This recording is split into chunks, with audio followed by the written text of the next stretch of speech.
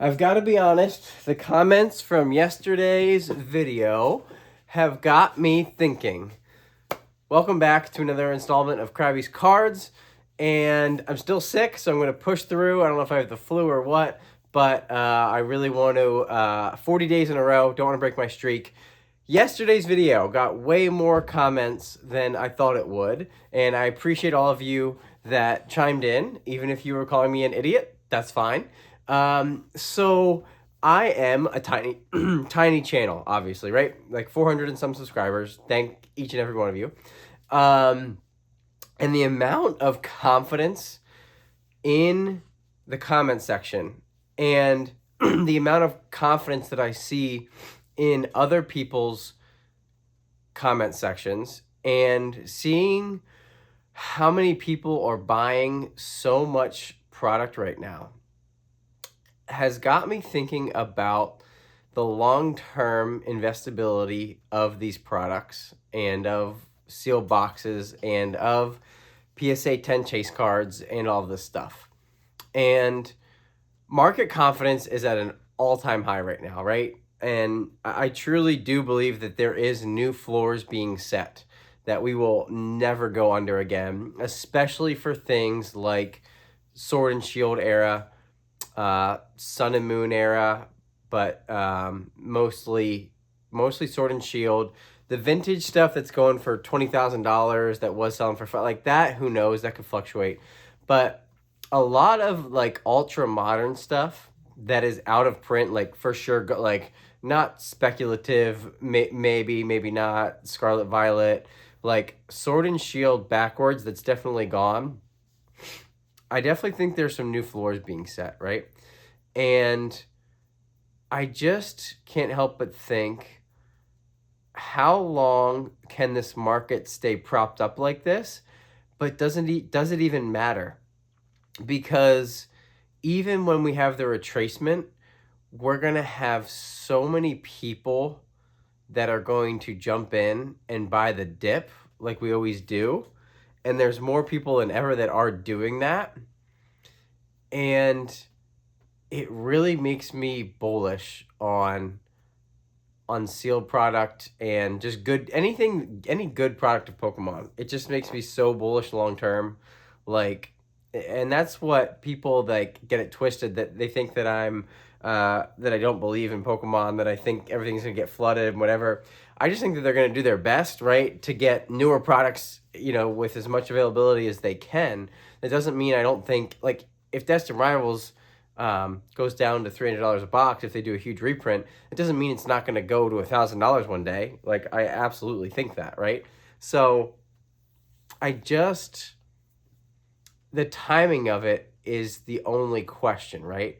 But like a lot of other channels have been talking about how early we are to Pokemon, right? And what if they're right? What if we are super early? The 30th anniversary is just the beginning, and like we're just going to, into eternity, Pokemon is going to just continue to be one of the most popular things in the world, and sealed product and popular cards are just going to keep going up because the demand is just always going to be there.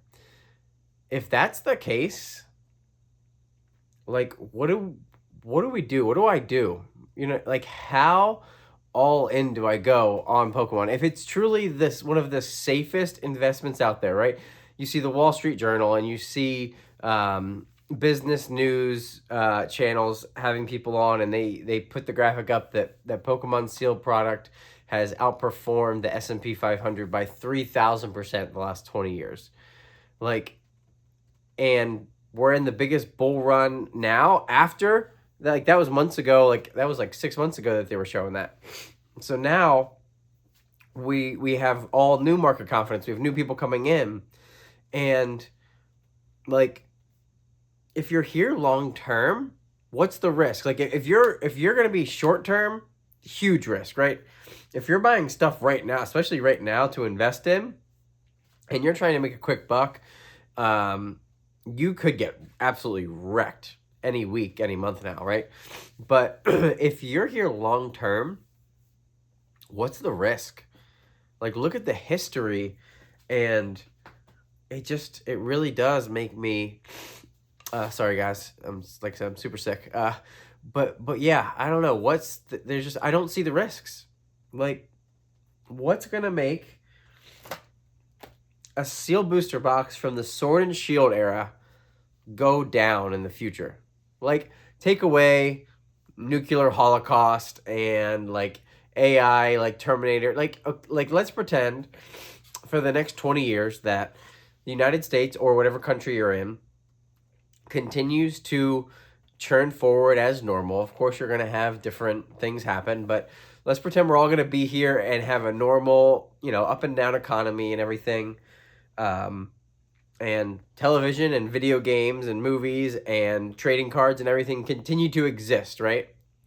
If all of that continues to happen, what is safer than Pokemon booster boxes and cases and PSA 10 chase cards?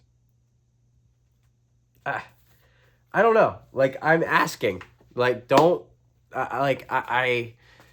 because I believe in this stuff. I've been into it my whole life, but I know that that's not everybody, right? And I've always felt that I've had a skewed view, and it's like, I believe in this stuff probably too much, right? But I'm starting to question if I don't believe in it enough because just the sentiment is just crazy. And yeah, and I know there's that saying that the market can stay rational longer than you can stay solvent, and I know that's true, and some people will get weeded out when there's dips and stuff, but there is plenty of people in this hobby, whether they're a collector or an investor, that do have the capital, do have the funds, do have the patience to wait out any kind of dip, right? would like to think I'm one of them, right? I put extra money into Pokemon. I don't put the majority of my net worth or anything into it, right? It's becoming more and more every day with everything going up. It's kind of scary, which is why you want to have storage units and insurance and all that good stuff, security. But yeah, it's just where does it end? And at what point do you just go all in on it? Because it's like nothing else, and so much about it, and I don't know. I'm asking the question, like, how risky is, like, compared to anything else you can put your money in. I still put more money monthly, obviously, into like, stocks and like 401k stuff, right, through work and everything, and I'm not gonna stop doing that, but it definitely makes you question if you want to start collecting a little more, right? Go a little heavier. But yeah, it's just, like I said, some people will just refuse to sell even when the market dips, and it's going to really keep everything held up.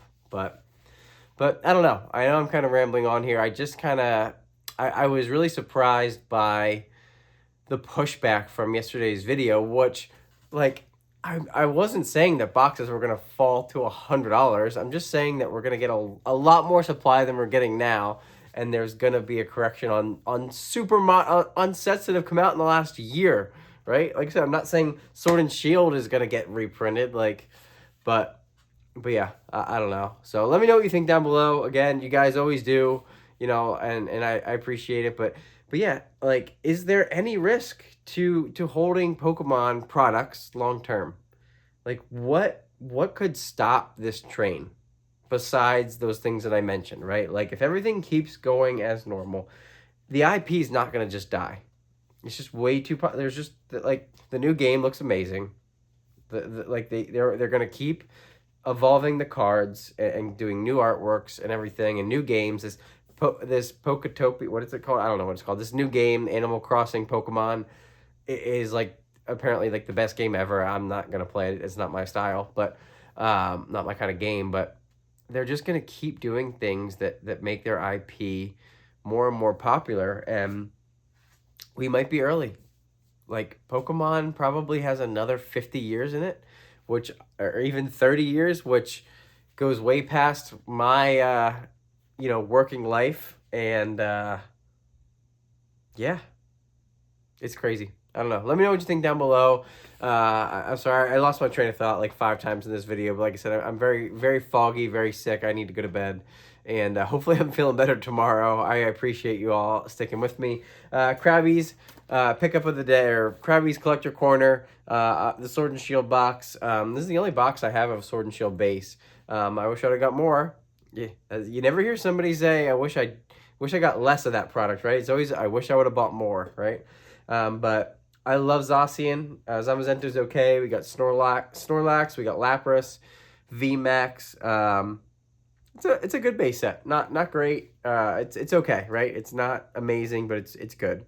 It was a good era to a good start to Sword and Shield, and it just got better and better. So, but yeah. Anyway, thank you so much for watching. If you liked what you heard and saw, like, comment, and subscribe, and we will see you all again tomorrow.